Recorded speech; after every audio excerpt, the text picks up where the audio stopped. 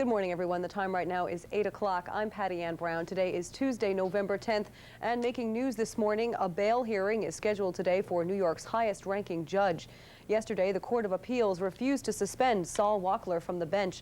He remains under arrest in the psychiatric unit of Long Island Jewish Medical Center, charged with harassing and trying to extort money from an ex-girlfriend. Amy Fisher is calling her alleged lover, Joseph Buttafuoco, a liar. In a tabloid television interview yesterday, Fisher said Buttafuoco gave her a venereal disease and was behind the shooting of his wife, Mary Jo. The Democratic Party is in New York City. And so far, the emphasis has been on the word party. Well, one man Clinton can expect a ringing endorsement from is Governor Mario Cuomo. He'll take center stage Wednesday night to officially nominate Clinton for president. Topping today's news, a plane crash at LaGuardia Airport has left at least 13 people dead. U.S. Air Flight 405 was taking off for Cleveland at 9:30 last night when it skidded off the runway and slid into Flushing Bay. It's now known how many aboard U.S. Air Flight 405 died, but the question of why remains unanswered. Autopsy reports say drowning killed two-thirds, 18 of the 27 victims. Joe Chaffee, Mother Nature, been throwing us some curves this spring, but gone all over the place. I always know it's getting close to softball season with this guy because he starts asking, when's it going to be 50s? When is it going to be 60s? When it's going to be 70s? Got to dry out that baseball field. 50s by Sunday. Sounds good. How's that? I can just about guarantee it. Nature World at 10 o'clock. Okay, thank you. Next time, try not to take it so seriously. All right. You thought golf wasn't exciting. Coming up next, will the start of the work week be a weather winner? Meteorologist Norm DeVoskin will be up at the map with the forecast. We'll have live coverage. We're always there, and we will be again this year. Looking forward to that. I can't believe it's coming already, though. Oh, it is. Already talking Christmas, beginning in November. It already feels like Christmas, too. So. That's it for this hour. I'm Carolyn Gussoff. Democrat Tony Knowles, the former mayor of Anchorage, is the winner by 528 votes. More surprising claims in the O.J. Simpson murder case. The former football star is claiming that he was the victim of domestic violence. The worst fires in Suffolk County history is burning in the Rocky Point area. Firefighters from every department in the county have been called in. More than 24 hours after it started, the fire is still going strong. Funeral services for Israel's Prime Minister Yitzhak Rabin are underway. Nearly 1 million mourners have filed past Yitzhak Rabin's flag-draped coffin at the Israeli Parliament building. Usually hardest hit during a storm here on Long Island is Dune Road in West Hampton Dunes. News 12's Doug Geed is standing by at that location with a report for us. Doug. Okay, Patti Ann, Carol, I can tell you it is very... Good afternoon, everyone. I'm Patti Ann Browne. A Tower Air 747 plane has skidded off a runway at JFK Airport. The plane was taking off on its way to Miami. It was Flight 41. Welcome, Mr. Speaker. Patti Ann, it's good to be with you. You're having this conflict with President Clinton concerning the not wanting to raise the debt ceiling. From News 12, this is Reporter Roundtable. Apparently, there have been a total of 50 computer breakdowns in the air traffic control computers over the past 2 years nationwide. That's pretty frightening. Oh, it is, but they're designing a new system that's supposed to go online in 1998, maybe 1999. Right. 24 hours, every day. Long Island's own news network. This is News 12 Long Island. Now, the morning edition.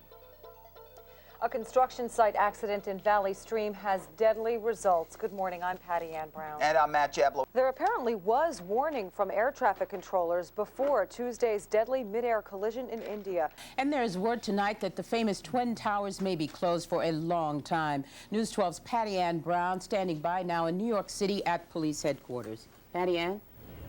Melba Scott, I'm at One Police Plaza where the press has just been briefed on the latest in the investigation into who planted the bomb that caused Friday's deadly explosion at the World Trade Center. It was the 5:33 train coming out of Penn Station in the height of rush hour, a full train.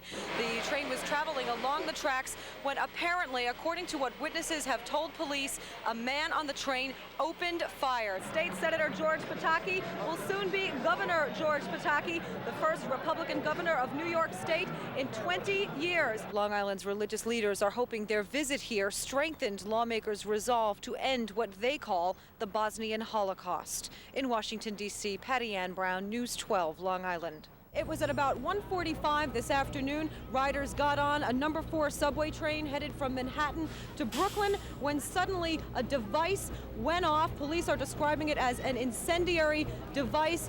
News 12's Patti Ann Browne toured the ruins left by the nor'easter. This is what Dune Road used to look like. Shrubs, dune grass, houses with yards. Now it's all dune and no road. These new breaches come as no surprise to residents and scientists who say they've been predicting this would happen for years.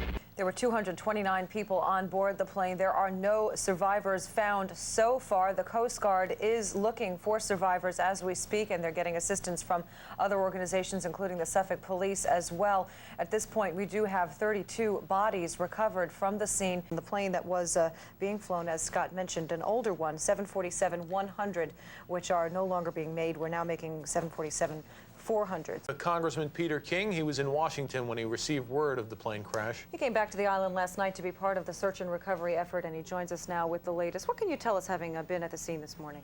Well, as tragic as it is, it was also very uplifting to see, for instance, the Red Cross volunteers that are out there, and to see the Air National Guard, to see the Coast Guard, to see everyone pitching in. Unfortunately, some people criticize the Brady Bunch for having portrayed an unrealistic family. What do you think of that criticism? I say, bah, humbug. So do I, but anyway. You know, it's a stupid kind of criticism, I think, because when I was growing up, you know, the youngest of 10 children in a very poor family, I didn't want to see what I was living. I wanted to see something that was a little better. Columbia will carry 7 astronauts who will spend an extra long 16 days conducting experiments in space. A lot of us are looking towards space these days with the comet up there. Yeah, if you have to go and see it again. You haven't seen it in a while. I did see it once and it was great. Well, it's much better now. Wow. In the evening, northwest sky, you can't miss it. It looks like a comet. Let's look at the satellite view. Barbie and Ken promote an unrealistic body image. Now, any day now, they're going to come out with a politically correct Barbie doll who's short and plump, and they'll have a Ken with a bit of a beer belly. I'll be first online. 7:56 is the time. Stay tuned. We have a lot more News 12 coming right up.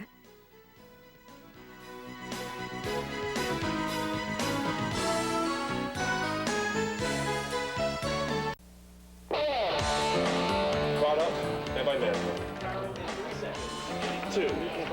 Suffolk police believe they've solved a 5-year-old murder. Real time, 1 minute.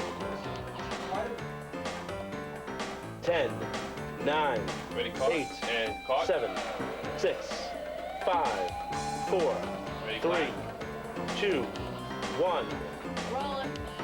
Good evening, I'm Scott Feldman.